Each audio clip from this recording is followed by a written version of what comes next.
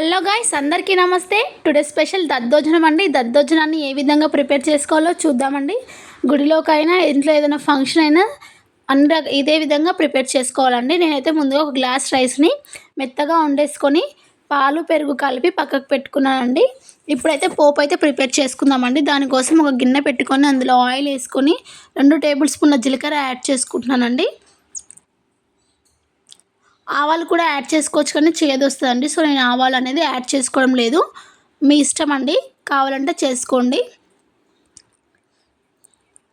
జీలకర్రని golden brown colour వచ్చే వరకు మరగనివ్వాలండి. ఇప్పుడు మనం చిన్నగా కట్ చేసి పెట్టుకున్న పచ్చిమిర్చిని యాడ్ చేసుకుందాం.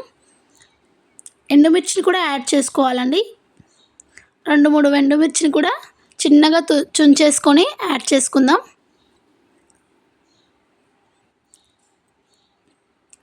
అల్లం ముక్కని చెక్కు తీసి చిన్నగా ఈ విధంగా గీక్కోండి. మనం కొబ్బరి పొడి గీకుతాం కదా, ఆ విధంగా ఆయన గీకొచ్చు. చిన్నగా వీలైనంత వరకు చిన్నగా కట్ చేసి యాడ్ చేసుకోండి.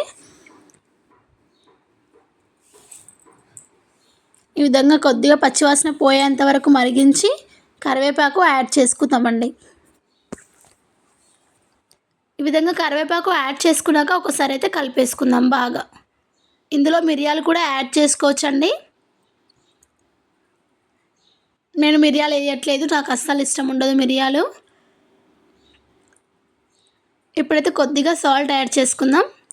రుచికి సరిపడా సాల్ట్ యాడ్ చేసుకొని మనం ముందుగా రైస్ వండి పెట్టేసుకున్నాం కదా, అందులోకి అయితే ఈ పోపు అనేది టర్న్ చేసుకుందాం. పోపు అనేది అందులోకి వేసాక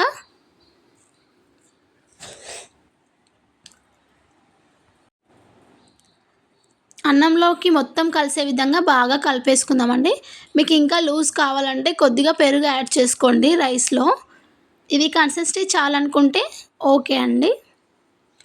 ఈ విధంగా మొత్తం బాగా కలిపేసుకోవాలి. ఈ కన్సిస్టెన్సీ సరిపోతుందండి. మరీ లూజ్గా ఉంటే అంత తినడానికి అంత కంఫర్ట్గా ఉండదు. సో ఈ విధంగా చేసుకోండి.